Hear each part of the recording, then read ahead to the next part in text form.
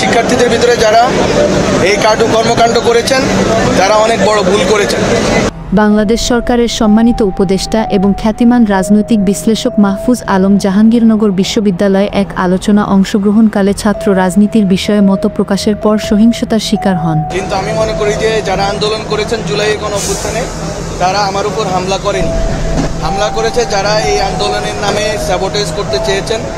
তার বক্তব্যে ইসলামী ছাত্র শিবিরের বিরুদ্ধে সরাসরি সমালোচনার পরপরই উত্তেজনা ছড়িয়ে পড়ে এবং এক পর্যায়ে মাহফুজ আলমের মাথায় বোতল ছুঁড়ে মারা হয়। জাহাঙ্গীরনগর বিশ্ববিদ্যালয়ের কেন্দ্রীয় মিলনায়তনে একটি ছাত্র সচেতনতা বিষয়ক আলোচনা সভার আয়োজন করা হয়। তরুণ সমাজ ও রাজনীতি শিরোনামে আয়োজিত এই অনুষ্ঠানে প্রধান অতিথি হিসেবে উপস্থিত ছিলেন মাহফুজ আলম। বক্তৃতার শুরু থেকেই তিনি দেশে ছাত্র রাজনীতির ধ্বংসাত্মক দিক তুলে ধরেন। এক পর্যায়ে তিনি বলেন, একটি সংগঠন ইসলামী ছাত্র শিবির ধর্মের ব্যাখ্যা দিয়ে শিক্ষাঙ্গনে ভয় আর সহিংসতার বাতাবরণ তৈরি করেছে। ছাত্ররা বই পড়ার কথা, তারা এখন লাঠি আর পোস্টারে ব্যস্ত। এই বক্তব্যের পরপরই মিলনায়তনের পেছন দিক থেকে চিৎকার স্লোগান শুরু হয় এবং কিছুক্ষণ পর মাহফুজ আলমের মাথায় একটি পানির বোতল আছড়ে পড়ে। সেখানে উপস্থিত নিরাপত্তাকর্মীরা দ্রুত তাকে নিরাপদে সরিয়ে নিয়ে যান। বোতলের আঘাতে তিনি সামান্য রক্তাক্ত হন এবং তাৎক্ষণিকভাবে জাহাঙ্গীরনগর মেডিকেল সেন্টারে প্রাথমিক চিকিৎসা দেওয়া হয়। কর্তব্যরত চিকিৎসক জানিয়েছেন মাহফুজ আলম বর্তমানে শঙ্কামুক্ত। ঘটনার কিছুক্ষণ পর সাংবাদিকদের সঙ্গে কথা বলেন মাহফুজ আলম।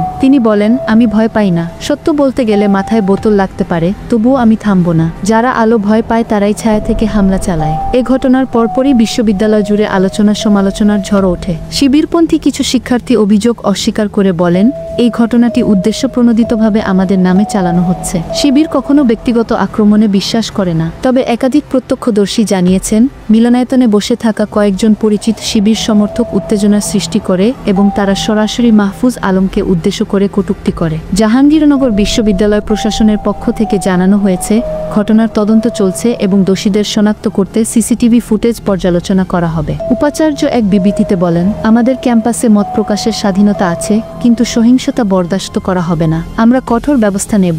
সামাজিক যোগাযোগ মাধ্যমে এ ঘটনায় নিন্দার ঝড় উঠেছে। অনেকে এটিকে মত প্রকাশের স্বাধীনতার উপর সরাসরি আঘাত হিসেবে দেখছেন। বিভিন্ন বিশিষ্ট ব্যক্তিত্ব, সাংবাদিক এবং শিক্ষার্থীরা মাহফুজ আলমের পাশে দাঁড়িয়ে হামলাকারীদের দৃষ্টান্তমূলক শাস্তির দাবি জানিয়েছেন। এই ঘটনা আবারও চোখে আঙুল দিয়ে দেখিয়ে দিল, দেশের শিক্ষাঙ্গনে মত প্রকাশ কতটা ঝুঁকিপূর্ণ হতে পারে। একজন সরকারি উপদেষ্টার উপর প্রকাশ্য হামলা শুধু ব্যক্তির নয়, রাষ্ট্রের মূল্যবোধের উপরও প্রশ্ন তোলে। তদন্ত শেষে সত্য উদ্ঘাটন ও দোষীদের শাস্তি নিশ্চিত না হলে এ ধরনের ঘটনা বারবার ফিরে আসবে।